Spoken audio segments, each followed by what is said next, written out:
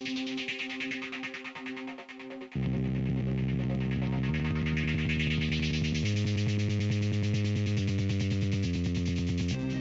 listening to the Greening Out podcast. This show contains profanity, hate for the state, and themes of a libertarian nature. If you are easily offended, please listen to something else. For more, visit greeningoutpodcast.co.uk. Hi, I'm Caity Green. Hi, I'm Dan Green. Welcome back to the Greening Out podcast. Welcome back to the Greening Out podcast, and today we have with us MK Lords. MK, also known as Megan, is a co-host of the Freedom Fiends and the editor of Bitcoin Not Bombs, and during the day she works at Roberts & Roberts Brokerage. Megan, MK, thank you so much for coming on the show. Thanks for inviting me. I've been really excited to come on. Well, you were actually on our original list of people to have on. Oh, nice. And I think this was like, well, we set up just, what was it, Dan? Just over a year ago? Just under a year ago? Just about a year ago. It's coming. Yeah. I think it's roughly because I had to renew all the domain names. Yeah, so it's just about a year, I think. But yeah. Cool. But all three of us here, so we're all on the Freedom Fiends, and that's on the radio.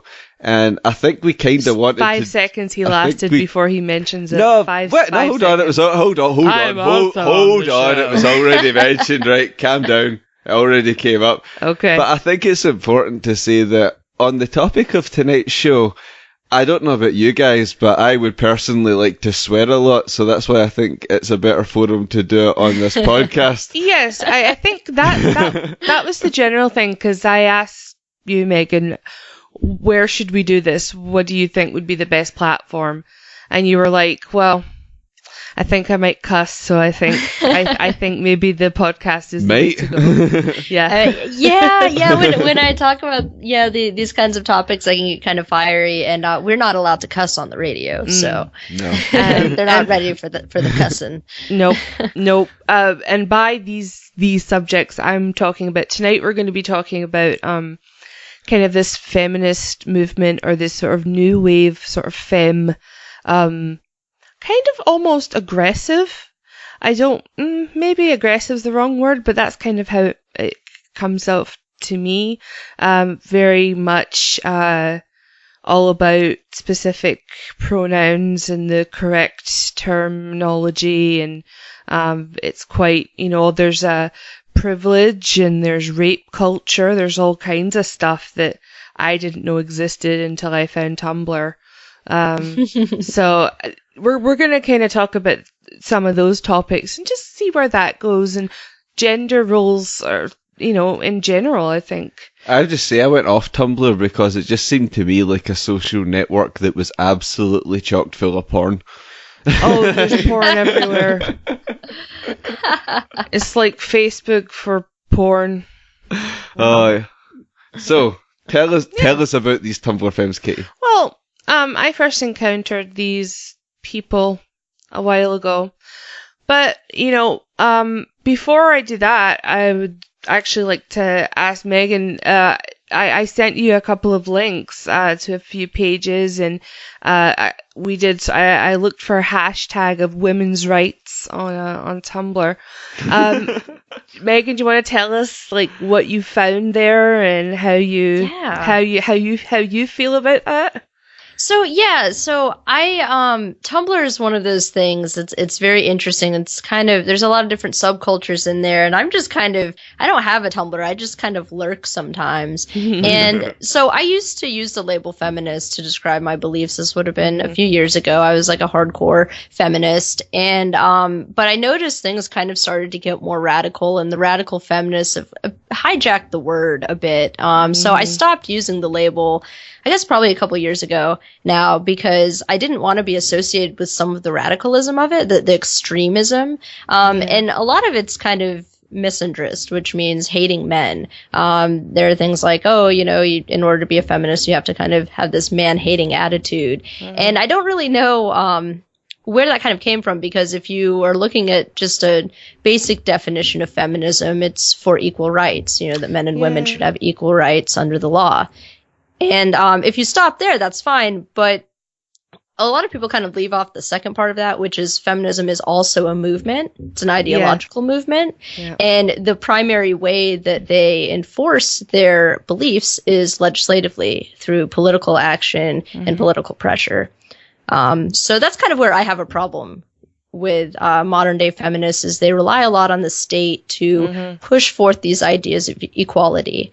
And by doing that, sometimes you're disadvantaging other people in the process too. So, and I don't know, like I've been turned off of a lot. I guess you could call it, would you call it like fourth wave feminism or something? Maybe it's just radical feminism. I think we can call it radical. I would call it sort of radical new wave feminism. Fourth wave would make sense when you think about it. Yeah. Yeah. You want to explain that, Dan? How would that work? I don't quite. I'm no like expert in like the history of feminism. However, I know that like first wave feminism was something that I know that Emma Goldman rejected, and as far as I understand it, that was like the suffragettes and stuff like that. So if you think of like progressing from then up till now, say like the 60s and things like that, then you could get to 4. I could see how you could get to 4 stages. Yeah, I don't know. Another way I've kind of heard it described is the difference between gender feminism and equity feminism. Gender feminism is based on kind of what we're talking about, a kind of fourth wave radical feminism that uses things like your gender as a defining thing, and they talk more about privilege theory, whereas equity feminism is more of an older school feminism, kind of like what you're talking about with Emma Goldman. She was what you'd call an anarcha-feminist, which is a good distinction to make. I like a lot of what anarcha-feminists write about. If you go back and read their writings, I mean, they were out around the same time as the suffragists, and their approach was less political. They didn't really want voting rights. They didn't view being able to vote as a right that was really necessary. I mean, they still wanted to affect social change. I think I would say a lot of the goals overlapped as far as reproductive rights and things like that, just equality on a social level. But they didn't think that politics was the best way to go about it. So I would kind of side with that. Like, I think a lot of my social concerns overlap with some of what modern feminists want, but I don't really, I think the term has been a bit hijacked, and I think kind of focusing in on the different types of it helps clarify it, because feminism can be taken very broadly. A lot of people, I kind of have a visceral reaction to the word, but when you start specifying what you mean by the type of feminism you're talking about, then I think it becomes a lot clearer. Like, I'm not a radical feminist, but I can understand some of the concerns of anarcha-feminists. Yeah, and it's funny that you mentioned Emma Goldman, because, we did a show with Keith Preston all about Emma Goldman. Despite the fact that she was a socialist, Caity and I think it was actually me that read Anarchism and Other Essays first, and then I said to Caity, you're going to like this. But it's funny because that's who Caity kind of sees as like a female role model, if you know what I mean. Like she, some people would say, oh, well, if, someone like Caity doesn't vote, then all these people died for you voting and things like that. Yeah, whereas use that with me. Like, whereas you could take the Emma Goldman stance and say, here was a strong woman who was a great writer and a great public speaker. Was, let's put the socialism to one side. Well, it doesn't really matter at the end of the day for me, that, but, it was the thing that I don't like about this sort of new wave feminism, or whatever you want to call it, is to me, it sort of feels like it's very, very strange. It's people who are being oppressive. Like, I read something earlier, and this was like, there was actually a post on Tumblr, and I'm trying to find it right now because I couldn't actually believe it. No, it's probably going to take me too long. Tumblr is a scary, scary place. I know, Tumblr's absolutely terrifying. For anybody who's not familiar with Tumblr, no, I can't find it. But basically, it was like somebody who was calling out other feminists, a feminist calling out other feminists who didn't subscribe to her specific branch of feminism, where she rejected capitalism. So she was saying, this doesn't make any sense. So she was saying basically, your branch of this is wrong. Fuck you. You're not a real feminist. I'm right. And it just seems like such a childish sort of ideology to be a part of, where you cannot accept that some women are in favor of things like prostitution. I don't see that as a bad thing. I think we should have a free market. I think it should be perfectly legal and available, and therefore safer for women, surely, by taking the criminal element away. So, and I don't understand, personally, I don't dislike the people, but I don't understand women who sort of subscribe to this idea. This is it's filled with such oppression. You want to use legislation to oppress your fellow human being. How is that fair in any way, shape, or form? So it's very Harrison Bergeron-esque, if you guys are familiar with that story. Kurt Vonnegut. Yeah. I mean, it's like they all want to be Diana Moon glampers, right? When it's troubling to think about, because there are a lot of people who use the label feminists who are sex positive. You were mentioning earlier about, legalizing prostitution. There's a strong vocal portion of feminists who are for legalizing prostitution and, leaving sex workers alone. They don't have this idea that they're these women who need to be rescued out of these bad situations, but rather they're being businesswomen about it. And, but again, that's such a small portion of feminists. The majority is still the state-focused, we need to force equality mindset. How do you feel about, especially in workplaces, they have, what's it called when you have to have a specific amount of employees be women? Quota. A certain amount. Yeah, quota. Is that... Quota, Is that what it's called? I don't know the sort of official term. Yeah, like a female quota. It comes up here mostly in politics, I find. Yeah.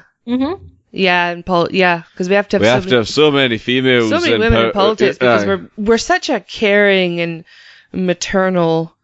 And that's gender. why, because Margaret Thatcher was all sweetness and light. She wasn't wonderful. She wasn't a cruel bitch in any term. No, she wasn't. Or Hillary Clinton. I mean, Hey, Julie off Hill Dog, she's my hero. You know what? I will say it. She is such a cunt, and I have heard so many bad things come out of her mouth. Did we just realise that we had to start swearing at some point? Yeah, none of us had sworn.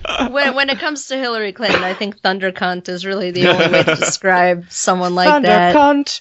I love that. That's great. I mean, I would run with it if I was her, like for my campaign. So we're right at that level of I think it would be just crazy and offensive that it could almost work for her and make her look cool. We may almost be at that level in American politics where just go full wrestling name, ridiculous. Just go for it. Yeah, it's like in South Park between a turd and a douche and a turd sandwich. A douche and a turd sandwich. Yeah, right. But you have to choose. You have to choose one. Because Randy makes the point in that episode. He says, "Look, son, all elections are between a giant douche and a turd sandwich because they're the only people that can make it that far in politics." Yep. That's so right. And so we were talking about quotas, and quotas when it comes to politics is a very scary thing for me, because you're basically saying we want even more sociopathic women to rule over us. It's not good enough that there's already a few of them like Hillary Clinton, but let's draw even more women to the sociopathic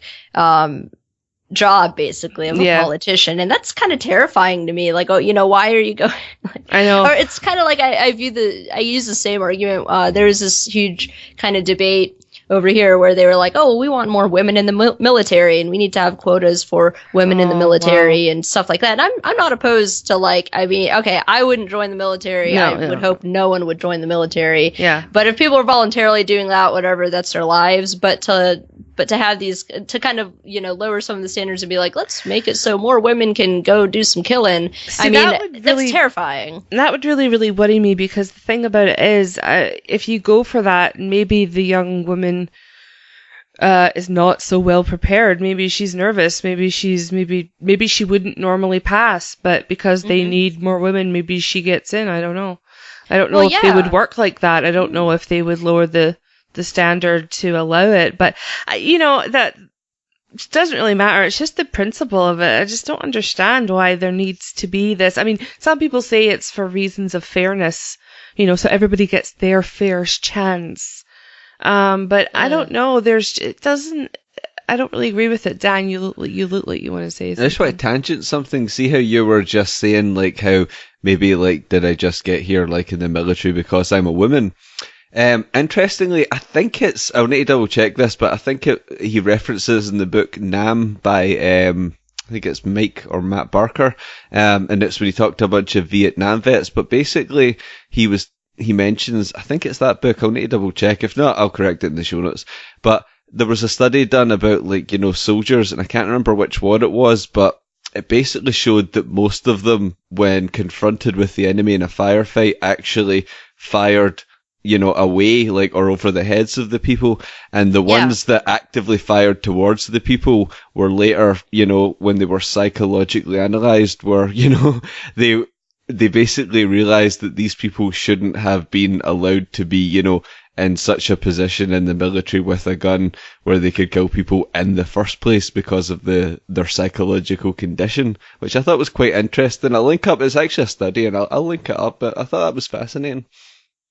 Yeah, and I mean, to me, it's not a very empowering thing to kill people. Like, I don't know if they're trying to frame the women in the military thing as like a women rights kind of thing, and that's not an empowering thing. I think it's a very almost cowardly thing, especially if you're doing it like through a drone, or through operating a drone or something like that. I mean, when you're so far away from it, you don't even feel the effect. Really, it's just like playing a video game. And I don't know, like, it's not comforting to me that it's like, oh yeah, let's open this barbaric kind of, backwards field up to women so that they can be just as barbaric and, bloodthirsty as men or whatever. Like, I don't know. That's, like I said, women can do that if they want to, but I mean, I'm going to kind of judge them. I'm going to judge anyone who voluntarily signs up to serve in the military, if they're going to be, especially if they're going to be, actively killing people. Yeah, exactly. No, I would agree with you. So did you guys hear about, this is kind of interesting, did you hear about the Reddit CEO, Ellen Pao? No. She ended up, she wants to ban salary negotiations at Reddit to equalize pay for men and women. What? So she's basically saying, like, because women can't negotiate as hard as men, no one's allowed to negotiate. Oh, come on. Because I can't read a book and learn how negotiation skills, which, by the way, aren't that fucking hard. Well, you're just a little lady, you see. You're just a little lady. You can't negotiate with big men like me. I need the men to Caity protect me from my inadequacies. That's ridiculous. That is awful. And I think actually, see, when we negotiate, like, in terms of our own house, I mean, she usually wins as well. Well, the thing about negotiations is you have to bluff. See, we've been playing a lot of Monopoly lately, and, we've been playing an epic game of Monopoly. And we're still sizing each other up, despite the fact that we've been married for so long. Monopoly is fun though. Monopoly is hilarious. It's so fun. Anyway, tell me about some of these more crazy ladies, because, like, I've noticed on your Tumblr, like, some of these people are okay, right. Well, I'm on it right now. Do you know what, something I've noticed that I would never call anybody out, though. See how a lot of them come up with, it's all this white male privilege stuff. Yeah. I mean, I've never seen, I don't see that. I don't really, in my work. Well, you're a white man, Dan. Yeah. Of course you don't see it. But what?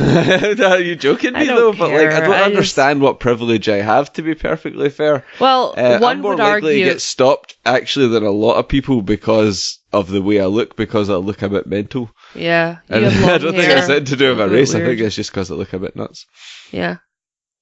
Well, yeah, this idea of privilege and ranking privilege is so strange because everyone's disprivileged in different ways. Yeah, exactly. And, you know, like, so maybe as a white man, like in the US, you may not get pulled over as often as a black man will. Like, that actually does exist. That's a serious problem, I have racism no and doubt. stuff.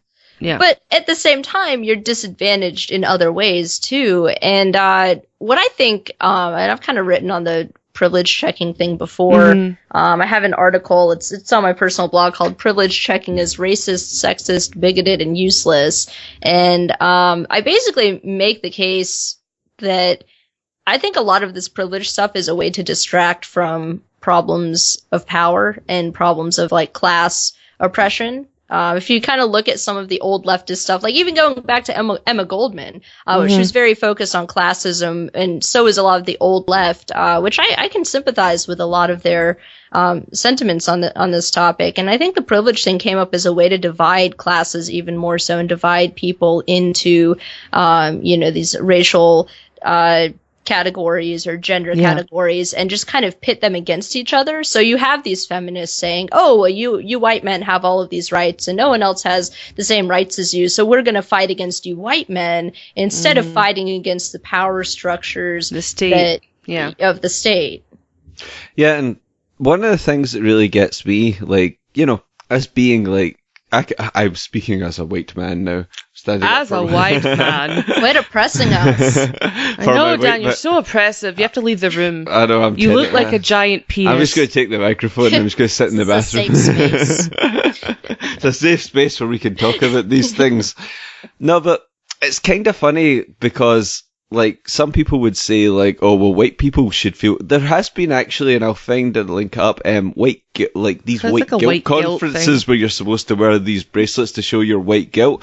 And the fact of the matter is this, look, fair enough, I'm blonde-haired and blue-eyed, right? But my family are all Irish. They were all Irish farmers. They didn't own slaves. They didn't have huge plantations that they dragged people to. In fact, a lot of the Irish were actually used as slaves. And when you look into it, but also, Dan, but see this thing, but some of these people would say because I'm white, you know, I should be comfortable with like things like reparations and things like that. But see, even someone that say maybe whose great grandfather was a plantation owner, own slaves. Why is that his fault? Why should he have to pay? I know it's horrible what happened, and I'm not saying slavery's good because it's not. It's the worst thing there is, basically. But I just don't understand this whole thing of like, why is it that because someone's like my relatives didn't, but people whose relatives did, why should they have to, you know, pay some reparation for something that was, you know, so many generations removed from them? It's nothing to do with them. And I guess the good thing about that is I think most people think of that idea as so ridiculous that it doesn't have much of a chance on a legislative level. It is kind of, I think, more of a niche idea, but it is scary when you're reading through Tumblr and these people are actually believing this. And I mean, it's very illogical, but so is a lot of the kind of privilege theory stuff. Again, it's just divisive and I think distracting people from much bigger problems. I mean, they're focusing on things. This is, oh my God, this fucking phrase, microaggressions. What? Kill yourself. What is that? What is that? Okay, describe that. Oh, dude, yeah, look this up on Tumblr. Hold on, let me see. Microaggressions. Okay, So I'm microaggression is exactly what it sounds like. It's this tiny thing that people view as a slight against them that they think is a consequence of, you know, patriarchal society, if you're a feminist, or racist society or whatever. Things like a guy taking up too much space on a train by sitting with his legs spread out. It's called manspreading. And I know, and Wow. they say that it's like this oppressive thing because a man's taking up space and they're blocking people from using that space, and you know they need to learn to sit with their legs closed like women so they don't take up space and stuff. And like there are varying levels of it, but it's so.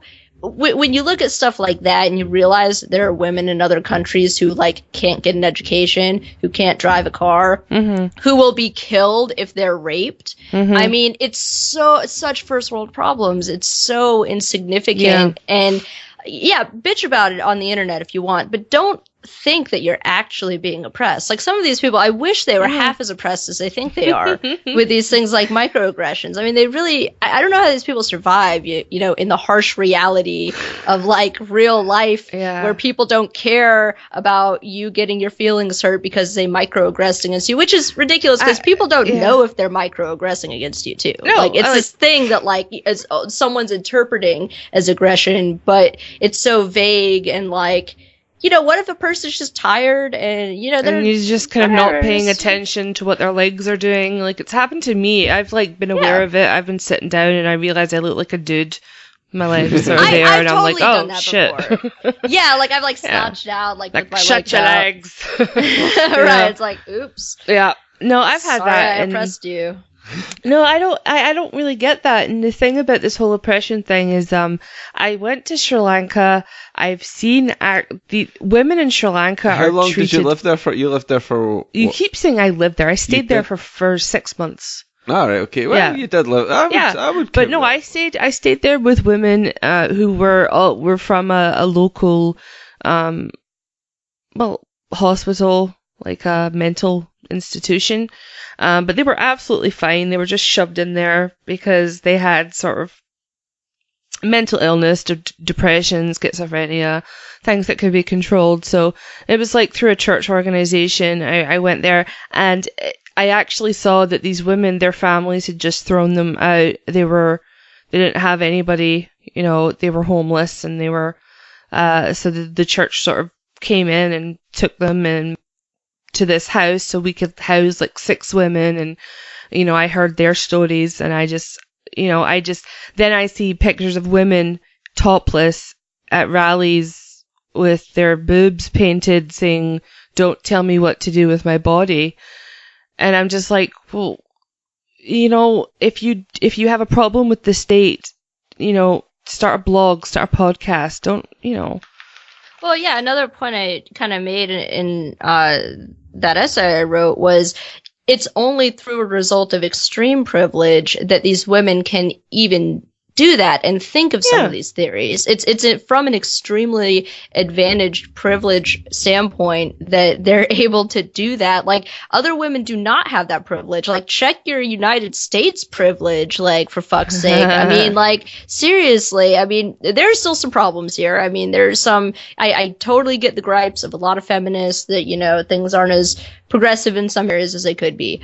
But I mean, it's significantly better than a lot of, you know, the other problems women have in parts of the world. And I think it really demeans the name of feminism and all that it's accomplished so far for women as a whole to say that feminism is about your right to show your boobs in public. Yeah. I mean, it's so, it was so offensive to people like Susan B. Anthony, who did get the shit literally beat out of her for trying to vote. Yeah. Yeah. I mean, these things actually happened, you know. I don't agree with the political process as much, but like she did get a lot of them, like several women like got physically attacked for trying to vote. And you know, to cheapen feminism to like, oh, I'm being oppressed because a man, you know, is taking up too much space on the train, or I want to show my boobs, and I heard people don't like to see that. And I heard a woman once say that because men can walk around topless, women should be able to. And my immediate thought was like, why would you want to? I know. Like, I wouldn't want to. That would like, be I don't wear a bra a lot of times, but like I wouldn't walk around topless, you know? Like, like I don't want to do that. I mean, even if I was like a You live in Scotland, it's fucking cold as well. I get cold way too easily, and I'm in Florida. Like, this just wouldn't physically work in some parts of the world. I know. I'm like, I just don't understand it. I just don't get it. Dan, you look like you want to say something. Well, yeah, no, I found it interesting you're talking about, like, challenges women face in other parts of the world. And this is one thing we get from, so the US and the UK, you know, they both invaded Afghanistan. And now, like, I don't know if you've had it so much in US TV, but we get it all the time in the UK media about like, oh, now look, girls can learn in Afghanistan. Look at the good we've done. We've done a great thing getting in there and sorting out. However, they never mention the fact that in Saudi Arabia, women are treated way worse. And neither the US or the UK would dream of going into Saudi Arabia because they're their pals. They've got their wee oil deals going on. So it's never mentioned in the UK media, the plight of women in Saudi Arabia, but they like to talk up about all these things we did in Afghanistan to help women. You know what I mean? Do you see that? Well, yeah, and before the overthrow of the Shah by the U.S. in the 80s over in Iraq, I mean, it was a relatively progressive place for women. You can go back and look at pictures of like the late 70s, and women are walking around, you know, they don't have to be completely covered. They were wearing very modern clothes. And, you know, not to say that regime didn't have its problems, but for the U.S. to go in there and say, you're not doing it right, we're going to overthrow you for our political purposes and instate our own guy. And you destabilize a region, and these other groups are bound to come in and radicalize it. And the radical people tend to get the support. So by going in, and even with the best progressive kind of goals as the United States, you know, claim to have, they still destabilized it and pushed it even further into fundamentalism and radicalism. And so when you hear about these stories of these women being beaten and, you know, they're not allowed to get an education, they're not allowed to write poetry. I read this article recently. They have to have it was this group of women who write poetry in Afghanistan, and they have to be secretive about it. They have to, you know, call at strange hours of the night and like to, you know, read their poems to each other because they could be killed by their families. Wow. And it's like, that's a result of this destabilization of war and, you know, trying to push these kind of progressive ideas on people. Or even, I don't even think the goal was to really push progressive ideas on people. That's how they sold it to the public. But yeah, I mean, you can trace a lot of these problems that women have back to imperialism, basically. Yeah. No, I would absolutely agree, because you can do that. It's funny because, see, when you go further back, like, I've got this weird sort of interest in really old sort of folk and fairy tales. You know, I'm that weird old folk and fairy tales guy. But I was actually reading one today, funnily enough, and it was about, basically, I'm not going to tell you the whole story because it goes a bit too far. But you know the Giants, there's a famous place called the Giants Causeway in Northern Ireland. It was supposed to, all these weird rocks, and they were put there by two giants, one called Finn McCool and one called Cuchulainn. And there's this whole thing where Finn McCool was the smaller giant and Cuchulainn was the bigger one, and Cuchulainn was coming looking for him. But basically, as the story progresses, it was through the cunning of Finn McCool's wife, because, like, Finn McCool could not defeat Cuchulainn, who was coming for him, but through the cunning of his wife and her clever plans, they managed to beat him. So, see, and I find this a lot, and when I read kind of a lot of these older folk and fairy tales, like, it's kind of funny how the women had, like, they had a bigger role to play. They were always, like, the sort of, I hate the whole power behind the scenes sort of thing, although I do think the phrase behind every great man there is a great woman rolling her eyes is quite funny, but I can't remember where I heard that. I think it was on TV or something. But like, the whole point is this: like, when you look back, like a lot of these things, it seems like women had like a broader role. There was even a series that was on Netflix, and I don't know if it still is, but it was really, really interesting, and it was called The Pyramid Code. And it was Dr. Carmen Boulter, she was an Australian, she is a Canadian Egyptologist, and her theory about ancient Egypt was that it was a matriarchal society, and that things were run very different than how mainstream Egyptologists would have us know. And I know I'm getting off in weird tangents. Incredibly. But, yeah. I have heard that, though. Yeah. Have you heard that same theory? Mm-hmm. Yeah. What do you think about it? Any thoughts? It's something I have to look more into. But I mean, I've, you know, there have been other things. Let's see, there was an island too. Was it? I always forget the name of it, but it was a matriarchal society. Oh my God, Crete. The island of Crete. I've been to Crete, yeah.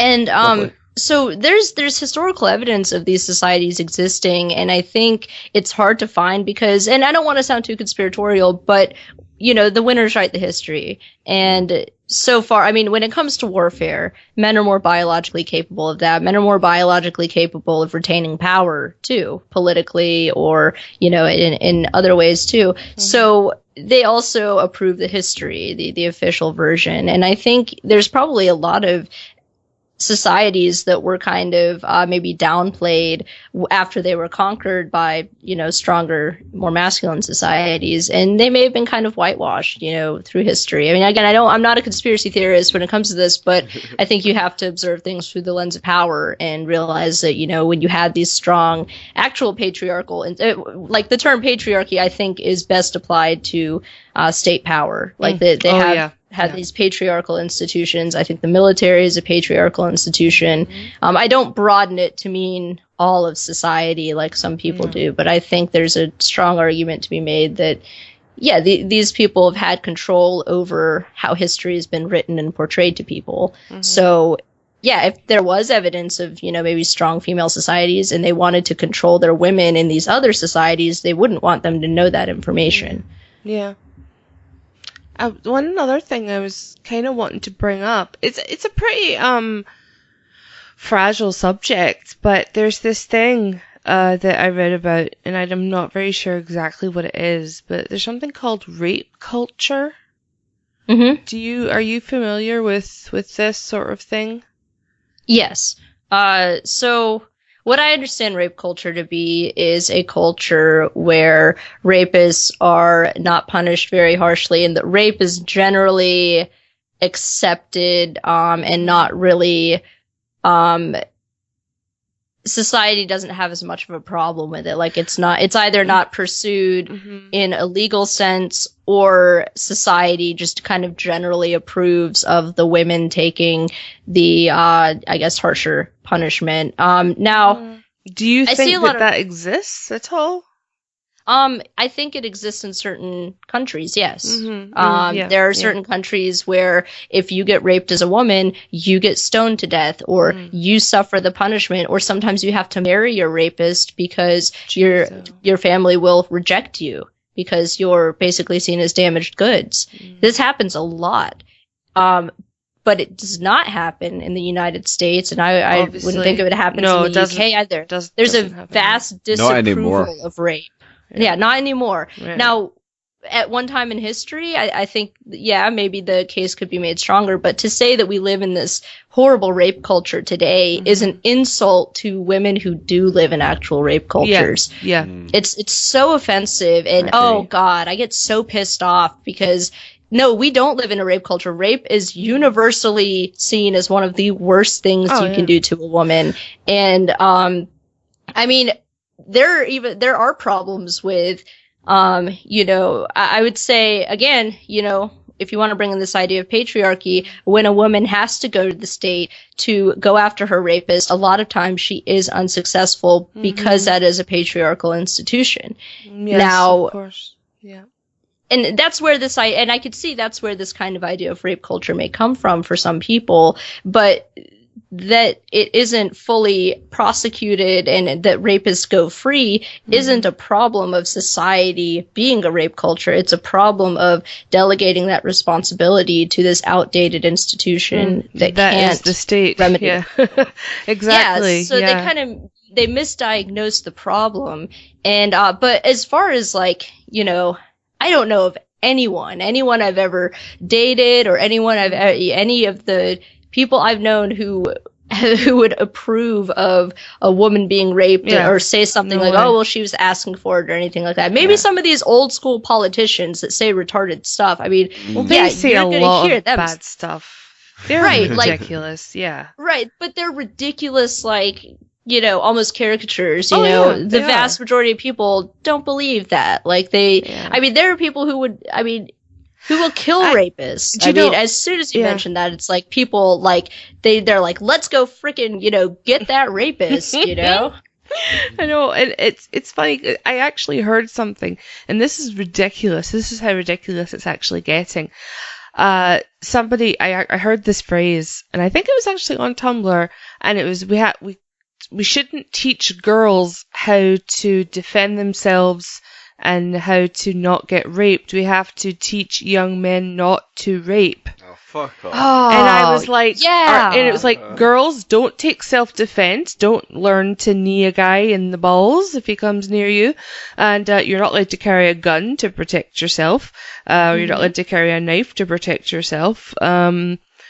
Well, it's a preposterous thing because everyone's taught not to rape, like especially little boys. No. I don't know of any little boy who's like, when I grow up, I want to be a rapist. It's like that doesn't happen.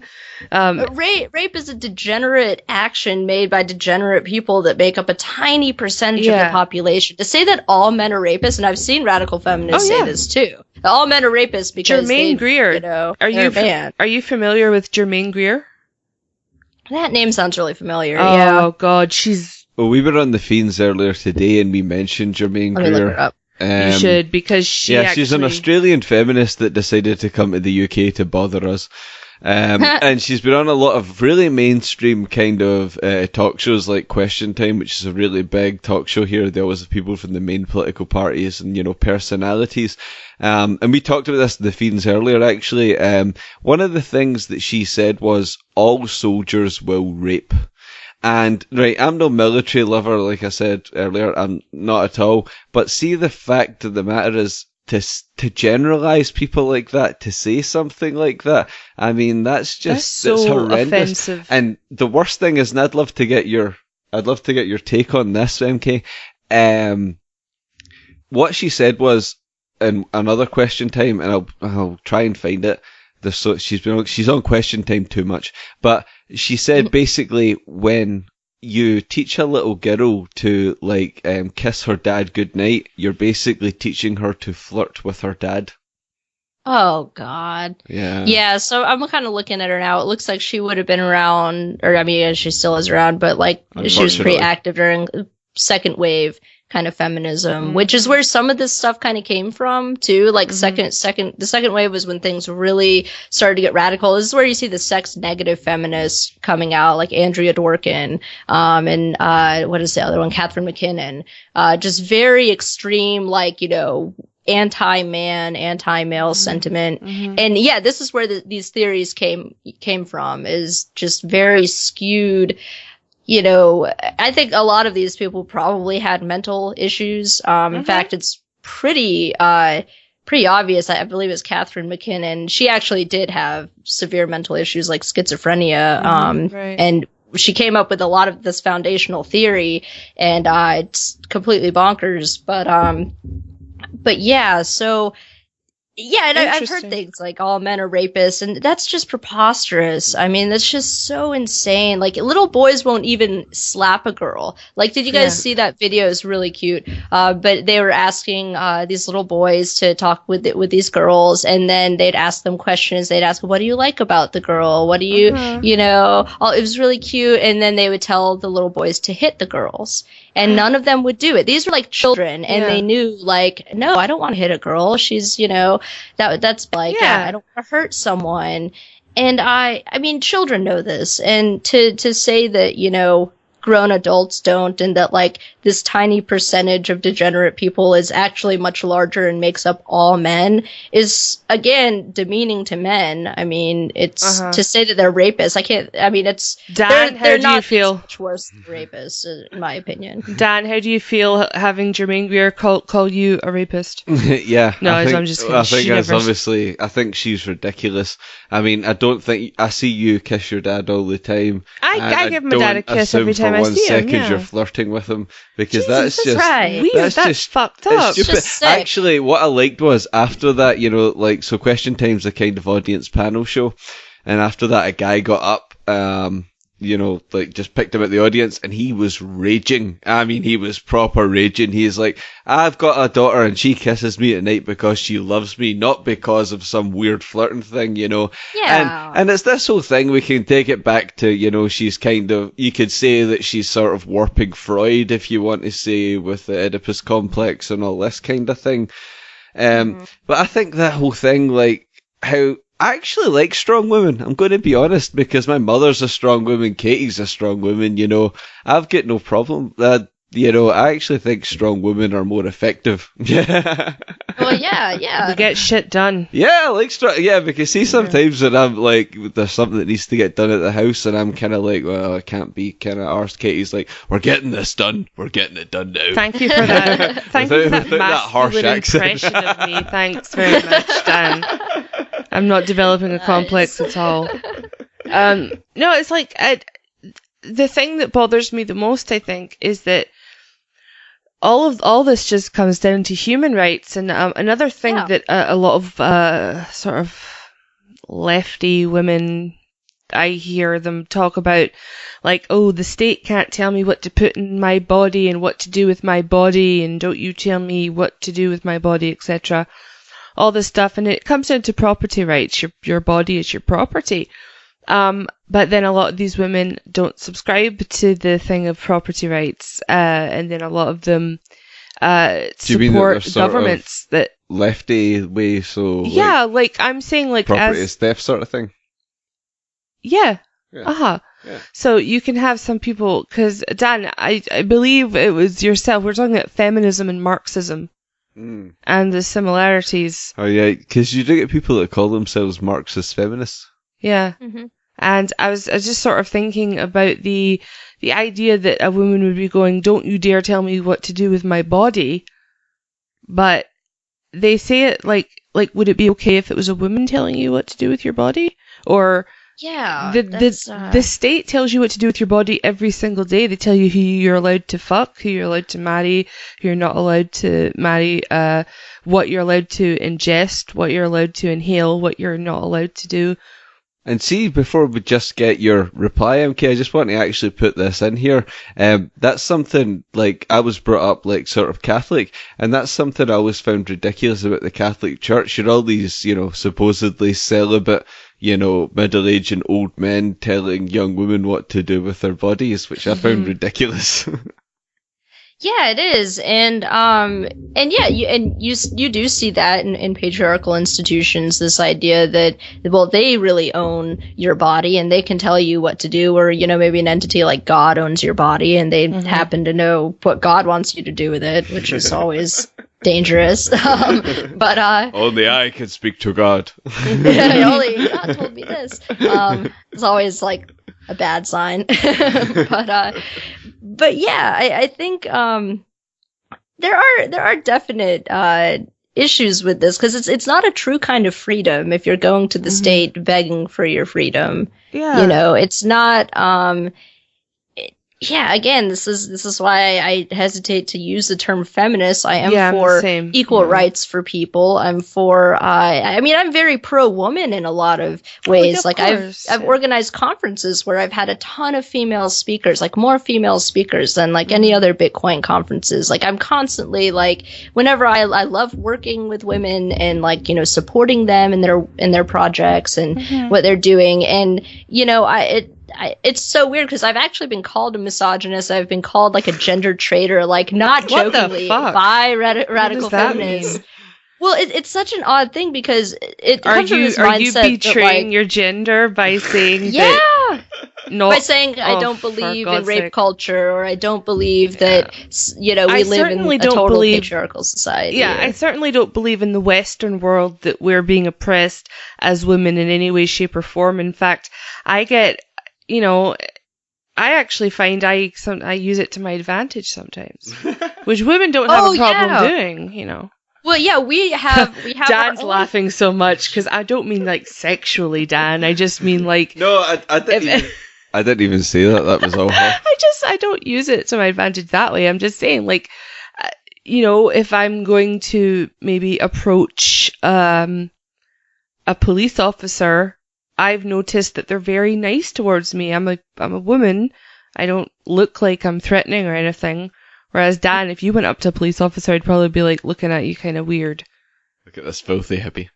Yeah. So we have privilege in other ways too, and I've experienced the same thing with the police. As a woman, like sometimes they would be more lenient on me. Yeah. I mean, I even had an officer let me go. Like we were riding through Texas, and I got pulled over. I was going like 6 miles over the speed limit. It was ridiculous. Mhm. But I had left my purse at a restaurant and hadn't gotten it back yet. And I didn't have my license with me. And they actually just they wrote me a ticket for speeding, but let me get back in the car and keep going without a license, which is strange. But I kind of have a contrasting story with that when I had dreadlocks and I was riding with a friend in Florida. He was a black friend of mine. We both had dreadlocks, were very, very hippie looking, and we got pulled over for a broken headlight, and the cop was a dick to us. I mean, like, we were treated so poorly. Thankfully, nothing bad happened. We were very worried because, it's two hippies in the middle of, like, it was late at night. It was a little beach town, so, like, no one was around. We were the only car on the road. And this was the only cop on the road. Like, literally anything could have happened. It was fucking terrifying. But yeah, if you look a certain way, you're going to be profiled in a certain way. And I mean, even just having the dreadlocks and like, I think it was mostly a race thing though, because I was with my friend who was black. And there's a lot of racial problems where I'm from. Yeah. But I mean, they treat you completely differently based on your company and your appearance. And yeah, you are privileged in a lot of ways if you look like a, regular woman. Regular, I mean, they think I'm a regular woman. I just, whenever I'm in the presence of like the police, which I sometimes for my work have to be in the presence of the police, and I just thought, if only you knew what I really thought of you. I'm being so nicey to your face, but if only you actually knew what my website was about.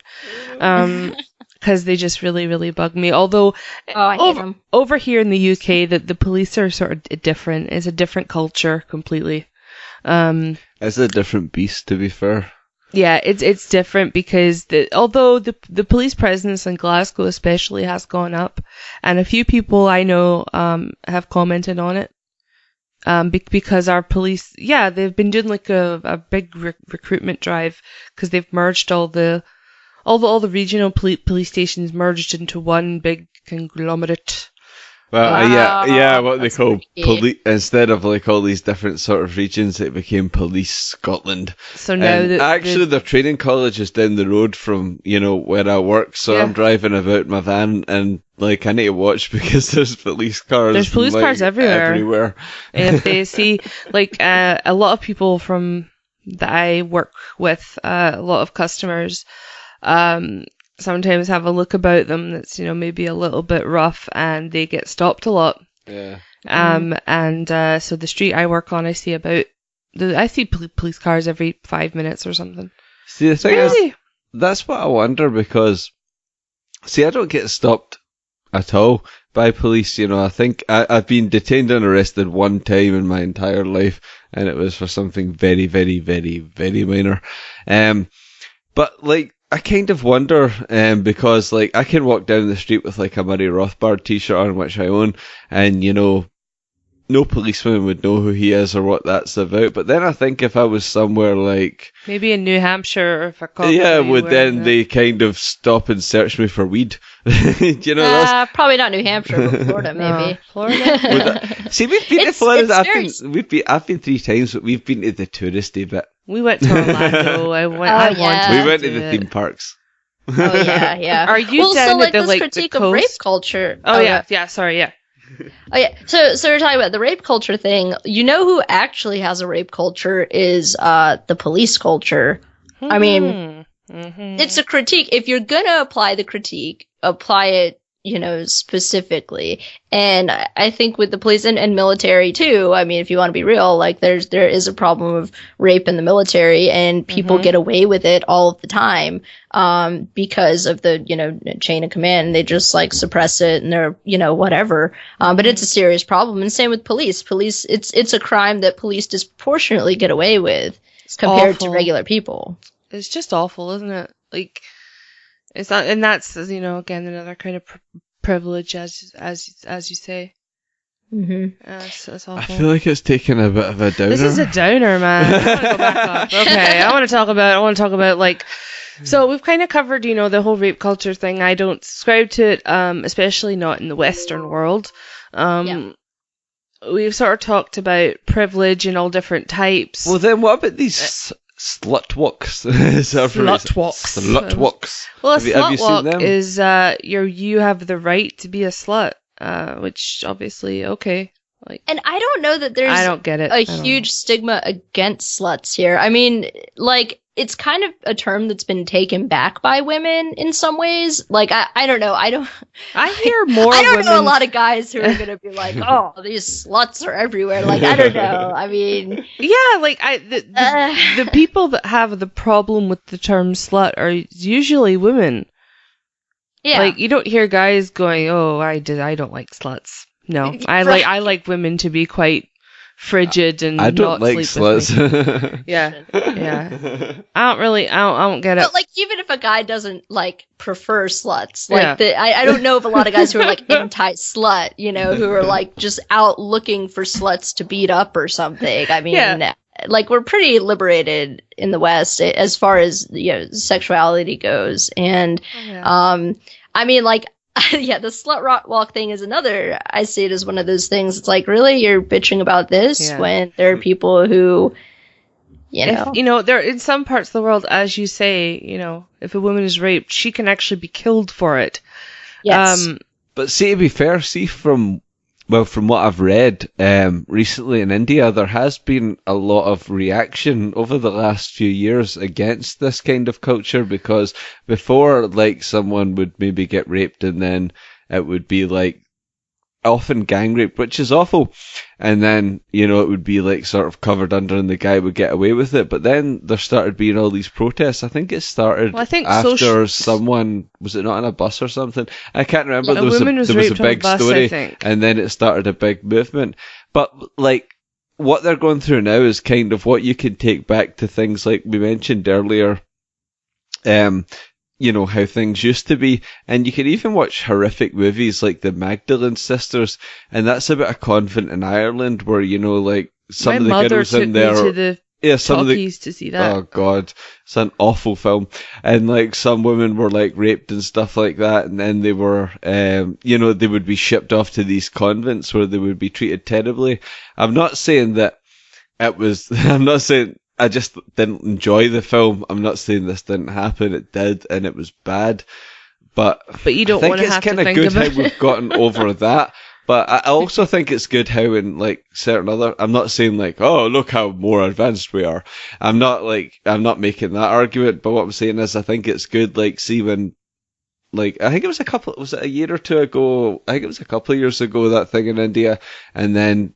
people have just started to say there... social media plays a big part in that, though. Yeah, people have just started to say there, you know what, this has been going on, no more, we're not taking it anymore. So hopefully that might be a start for some change for people in these countries. Well, absolutely, it is. The fact that people are saying, look, we're not doing this anymore, and they're protesting about it. I know protesting can sometimes be futile, but with this, I don't think it is, because I think that it's like... the younger people are overturning a culture that has just been kind of swept under the carpet and not talked about the way the Irish Catholic culture used to be. Well, so yeah, to kind of reference anything, it was a woman, she was beaten and killed. Her name was, I just found it, Jyote Singh. And so a bunch of people did organize after this, a lot of women's groups, and I'm reading this one called the Red Brigade, and they formed to protect women from rape and learn self-defense skills. And there was another one, too, that I was having a harder time finding, but they took a more militant approach. It was a women's group who would hunt down the rapists and beat the shit out of them. And like, they weren't going to their government to like, hey, beat the shit out of these rapists. They were like, we're gonna find them, and once we're done with him, like, he's not gonna be raping again. It may have gone, more than just beating the shit out of him. But this is, I mean, if it's a problem at that level and the state isn't doing anything about it, which seems to be the case in some parts of India anyway, then this is what's going to happen. People are going to organize, and they're going to push back. And, if we truly lived in a rape culture, we would be seeing more of these groups. If we lived in a rape culture in the U.S., I mean, the way they make it sounds like there's just like rapists around every corner, and that's just... paranoid. I mean, I wouldn't want to live in like that kind of mindset that some of these No. radical feminists have. It sounds scary to me.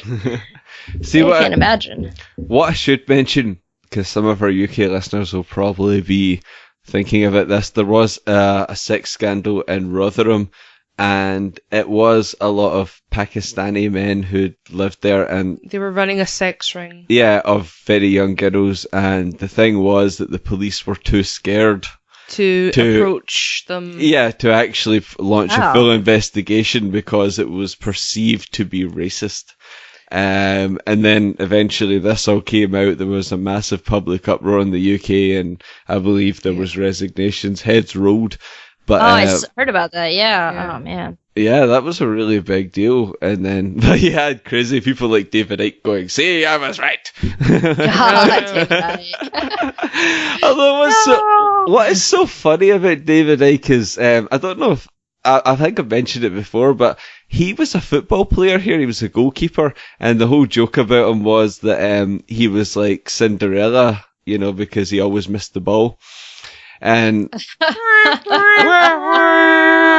yeah, but like and football, I'm talking about soccer, but he was on the BBC and he was like a big deal, and then he went on like, I think it was Terry Wogan, and he started talking about being the son of Godhead and all this kind of thing, and then people were like, what? He fucked it. Yeah, but do you know what's so funny? Like, even though I don't believe that, like, the Queen and that are reptiles, I've got to say I don't believe that. Although David Cameron might be a robot, or maybe that's just the way he is. I'm not really sure. But Dick Cheney's part cyborg, so he must be he must be part drone. But I think, like, the thing about all this is, he said, well, as in he, David Icke, said that there was a lot of high level sort of politicians, you know, involved in like sexual abuse of children. Now he brought in all this rubbish like Satanism and the OTO and all this kind of stuff, you know, and I've been involved with that, so I understand that and I know that's bullshit. But what's come out recently, particularly in certain British newspapers, is that there was a sex ring, you know, of children controlled by politicians. So, in one way, David Icke is right, which is kind of fucking scary.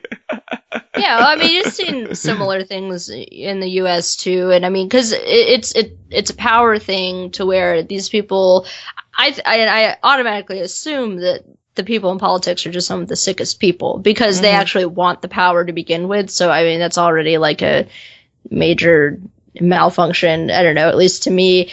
So of course they're going to abuse it. And, I mean, I already think of them as sick fucks. So of course they're going to be doing the sickest things, and cause they think they can get away with it too. And a lot of times they do. And yeah, again, like it's a power thing. And I mean, if feminists could concentrate their energy against these state overreaches and these things that these politicians get away with that are abusive to women and children, and even, you know, men in a lot of cases, I mean, it could be a good thing. A lot of their critiques can be applied to the state and its institutions, but they just kind of misdiagnose it or they misapply it. And it's kind of what do you guys think of the backlash to radical feminists, which is like the men's rights activists? Oh, well, that's actually, that was on our notes list, the meninism, or menism. I know there's a website called A Voice for Men, isn't there? Yeah, right. I think I don't know. Since when have men lost their voice? But yeah, exactly. You know, that's kind of my sort of that's my take on it.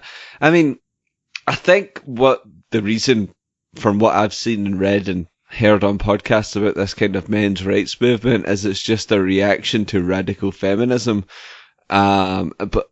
But again, like Caity was saying, you know, like, as far as we're concerned, you know, it's like we're interested in freedom for everybody, you know, regardless of race, gender, or whatever, freedom. You know, who cares? Like, I'm talking about actual freedom. Like, actual freedom surely means everybody, not just, you know, these few people. Yeah, these people that subscribe to this idea are free, but you're all idiots. Like, That's what I always found funny about, like, what was it, like, in the US when they said, like, all men are equal under God or something like that, but like except the slaves. Except the slaves. But they never put that in. Yeah, and they never put mentioned that in. that was just all kind of, that was all put to the side. And I kind of understand the men's rights movement in a way, because, like, you could put it this way, right? The easiest target to make fun of is like sort of like a white Christian male, right? I'm a white male, but not Christian. Oh, but like, Dad. but You always take it here. No, but do you know what I mean? Like, You don't that have is, to. but I understand why you But are. in mainstream media, that's kind of okay. But then, like, if you kind of take it other places, then suddenly it's bad. Now, I'm not saying that, white men are better than anyone else. I don't believe that at all. I just believe actually, I think it's a perception problem, if I'm perfectly honest, because I've heard some people who are kind of European white supremacists sort of talking about, oh, look at the philosophy and the great music that originated in Europe. Fair enough, that did happen. However, see if you're acquainted with, like, and we talked about it, we were on the Fiends, all of us together before, we talked a bit about Eastern philosophy. So if you're acquainted with things like Taoism and Buddhism and things like that, then you realise that there's as much of a rich tradition. It's just different, like, so Western sort of European philosophy is sort of more logical. Well, I find for the most part, taking aside sort of mystical Christianity and things like that, it's more logical and deductive, whereas sort of Eastern philosophy is way more kind of mystical, but it's more like you have to, what I find more interesting about Eastern philosophy is the fact that you'll be given little things like, those old Zen koans, like, if a tree falls in the ground, no one's around, doesn't make any noise, this kind of thing. I like how you're encouraged to think more. It's not like, here's how I've deduced what this sentence means and the meanings that could lay behind this sentence. Instead of that, like, what I like about Eastern philosophy is the fact that they'll give you something that it's like a paradox. It doesn't seem to make sense. And the whole idea is you figure it out for yourself. How did we get... That's nice, but why did you... I don't know. I don't know where my... I don't know why you say things sometimes, but... Stream of consciousness, man. Yeah, that's okay. That's how Jack Kerouac used to write. Did he? Yeah. Not that I'm comparing myself to him. No. No, so we were... No, sometimes, though, we go off on such a tangent that I don't remember where we were. Well, we That's were kind a of talking common about problem. some of the men's rights stuff as a reaction to radical. So, like, I can get some of their gripes. So, like, what I kind of am wondering about with all this, the radical feminism stuff and the MRA stuff is, like, I kind of try to take a balanced approach to it. I try to, like, look at both of their gripes and try to see where they're coming from. And I wouldn't describe myself as a radical feminist, but I wouldn't describe myself as a meninist. And I feel that both can be kind of critiqued because I really feel that they're mirrors of each other. I mean, these men's rights people act pretty much the exact same way as radical feminists. Yeah. In a lot of ways. I mean, like I went to Voice for Men, and like one of the things on the front page is comparing feminism to Jim Crow laws. Which should never be done, even in theory. Like, this is something that's so... Okay, so the problem I have with both of them is this persecution mindset that the world is out to get them, and that like all men are against them or all women are against them. And like people love that kind of victimhood complex it gives them because then they can like exploit it. Then they're like, well, I'm always oppressed, so that's why I can never get ahead. So they use it to justify their own inaction or their own inadequacy or whatever. Or inadequacy, Like, I mean, obviously these guys, I mean, and I would say the same for the radical feminists, but they're not very secure people who are writing these diatribes. They're very unstable. They seem to have been wronged by someone in their past and have used that to demonize an entire gender. And that's insane to me because, like, I've had bad experiences with men and I've had, issues, but, like, I've never thought that like men as a whole were bad. I've had bad issues with women too sometimes, it doesn't mean that like they're all bad and they're all evil and the whole, I don't know, this idea that like men have no rights now is just, I'm a little more sympathetic to some of the feminist stuff, because historically in this country, there's a precedent for, female oppression and things like that. But we've gotten much better. Now with men, it's like, I really don't get how they think this very tiny, maybe it's not a tiny movement, but a minority of women are feminist, and an even smaller minority are active, like militant feminists, like we're talking about, and they're not really making it that far politically, I don't think. No. So I think a lot of these concerns are overblown, and it comes from spending a lot of time in an echo chamber and reading all of these other men's problems with their wives who divorced them and took all their money, and there are these evil bitches who were just inferior to them. Well, if they're inferior, why do they have all your money? But this is besides the point. But they just spend time in the echo chamber, and they just rage and rage and rage. Yeah. And then this stuff comes out, and then they say feminism is like Jim Crow, and it's like, okay. I actually read something earlier, and it was by one of these Tumblr femmes that actually said, and it made me cringe because it made no sense. She actually said, I can't believe that this day and age we need evidence to prove a woman was raped. Like, so she was sort of for the idea that if a woman says she was raped, you should take that as gospel. Because I'm not saying anything bad against rape victims, because I think that's like the worst crime you can. The person has to live with that. It's about property. Your body's your property, and that's somebody invading your personal. Absolutely, but you do get some women who make these things up, and that is horrendous. Yeah. I actually know someone who did that. I don't know her anymore. Right. Well, it's tantalizing to women to say that, you just have to be believed because you're so delicate and you would never lie about these things. I know some vicious women. Women can be just as vicious as men, and that's not a good thing to be. Like, I don't think you should aspire to be as vicious as these this idea of men that some feminists have. And it's disturbing because, people's lives are now being ruined through, I guess, destructive use of media. For example, the Duke rape case, which was pretty much, we're finding out, was fabricated by a woman. What was that? I'm not familiar. I could Google it. Let me see. I believe this would have been it was 2012 that it happened. And I mean, there were people's lives who were ruined over this. And there were feminists who even came out and said afterwards, after it was exposed as kind of fraudulent accusations, that were like, well, she should have been believed anyway. And it's not terrible that these men's lives were ruined because they were just white guys and who cares, about their rights. And it's so fucked up to me that we have media as an outrage generator now that can zero in on a person and just completely destroy them based on, a few snarky blog posts or articles in prominent newspapers and stuff. I mean, I don't know. Like, I've found a link. Media is a weapon. It should be, punching up and not just punching horizontally and trying to destroy people's lives. I mean, false rape accusations are a lot rarer than men getting away with rape, but that still hurts rape victims when these false reports get filed. I mean, it's going to make it look like women are crying wolf, and that doesn't help women. That hurts us even more. It makes the problems of rape and dealing with the state even more entrenched, because they're going to be less likely to even be sympathetic to you. And the police are already not sympathetic to you if you're a rape victim. I mean, it's a shitty process to have to go through. I'm glad I've never had to go through it, but I do know people who have, and it's dehumanizing and just horrible, and no one should ever have to go through, the process of that.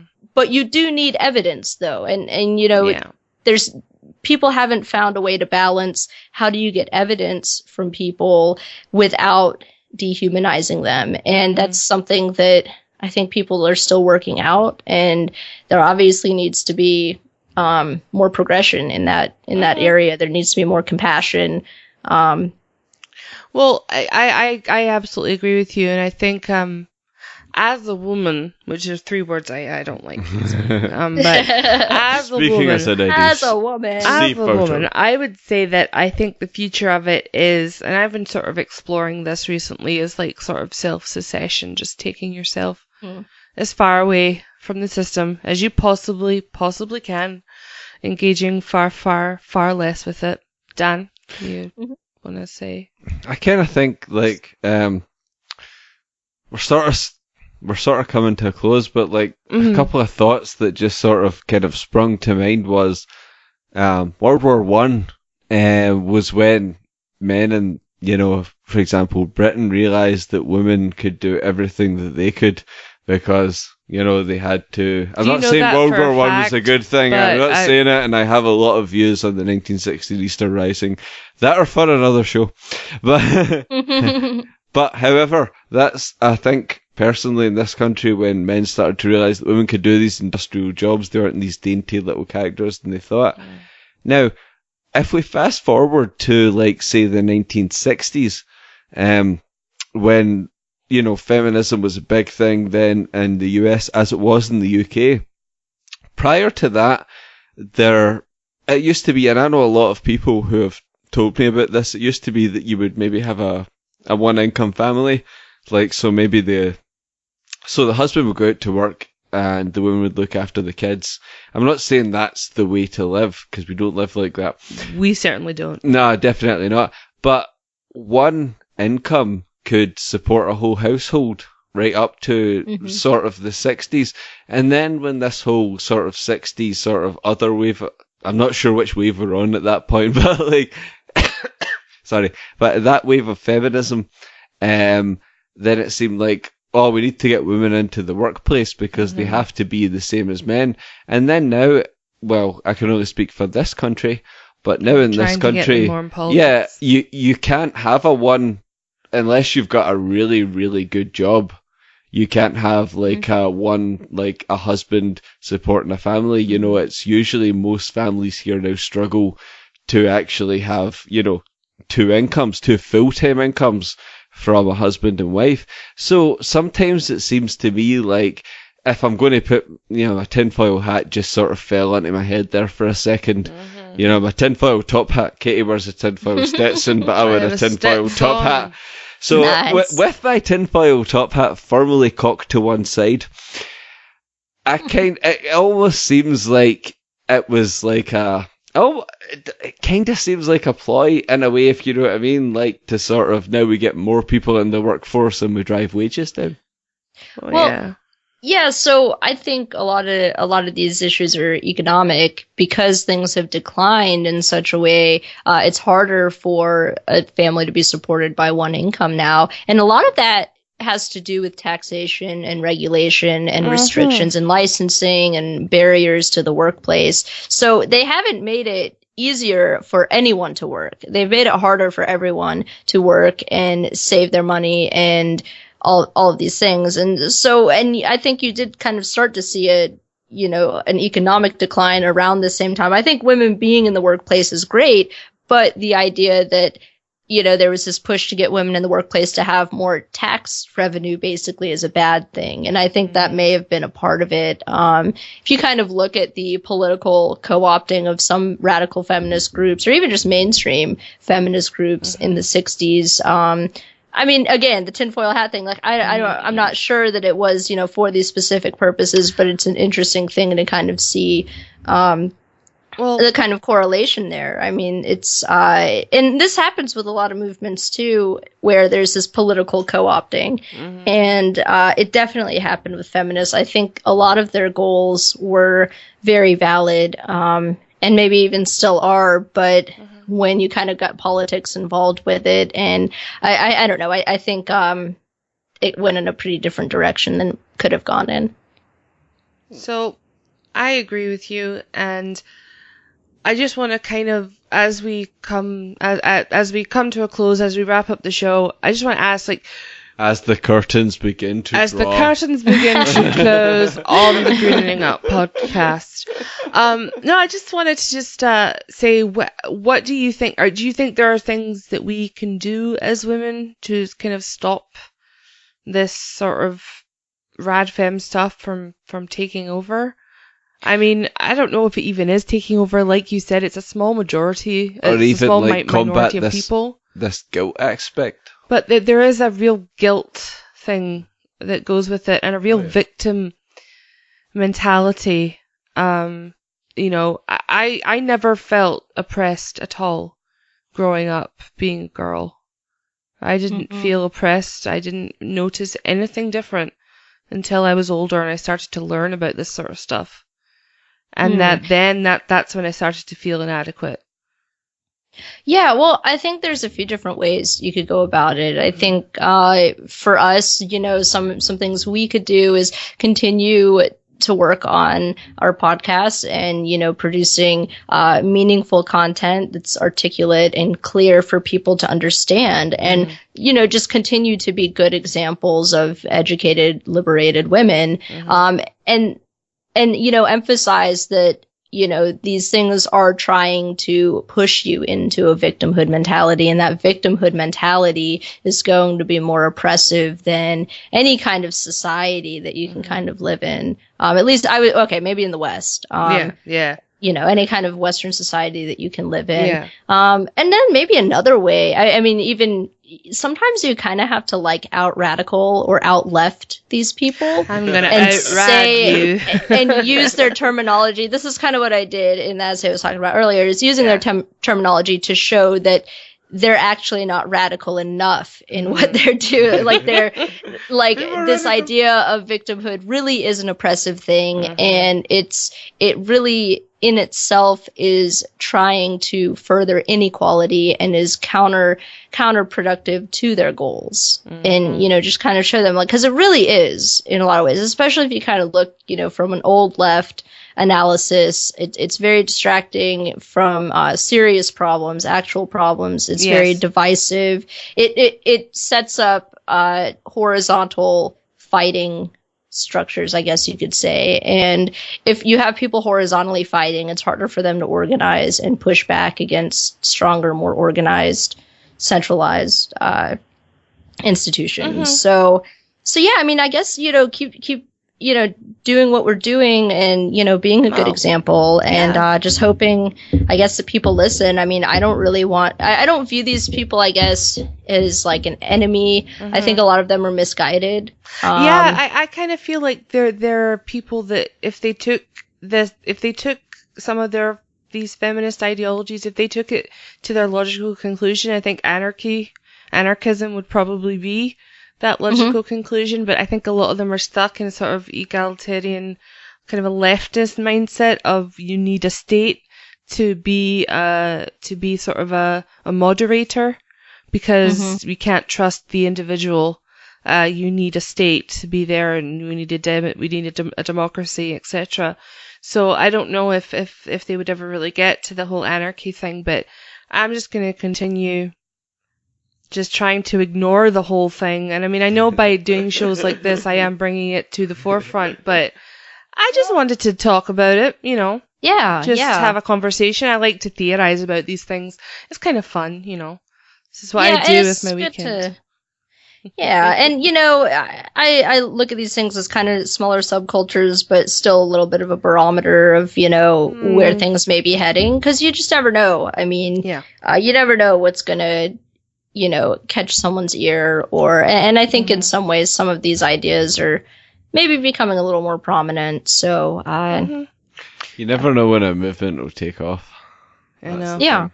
So, Megan, before we wrap up, is there anything in particular you want to talk about? Anything you want to mention? You want to plug? You want to plug anything while you're here? All right. Well, man, I really enjoyed the discussion. I think we covered a lot of ground here. I've had fun. Yeah. Yeah, this has been really fun. So yeah, I mean, I guess I have a blog. It's mklords.wordpress.com. That's where you can find the privilege checking article and some other thoughts on feminism. But also, you know, other stuff too. I mean, there's all kinds of weird stuff on there. And then I host the Freedom Fiends. So yeah, freedomfiends.com if really? you want to listen to that. Shocking. So, I'm sure that gets plugged a lot, but We like to talk about the Fiends. It's good it's fun. so fun. Yeah, it's a good So place. I'll be on twice next week, so woo. Oh, awesome! I don't know when I'm on again. We were on earlier We were on today. but I have cool. we have a Fiend calendar. Yeah, we do. Yeah, right. Yeah. Just Same try and keep us updated. Yeah. So, for lots more of libertarian podcast writings and news, you can check out our website, greeningout.com if you're in the States, greeningout.co.uk if you're in the UK. You can check out Megan's site, Bitcoin Not Bombs, and the freedomfiends.com as well. It's just freedomfiends.com. Megan, thank you so much for coming on the show, and I think, would it be safe to say you'll be coming on again? I don't want to put you on the spot, but I hope so I really as well. hope so. Yeah. Kaya so likes much to fun. put people on the spot. I do. So, thank you so much for coming on the show, Megan. Thanks for having me. It's awesome.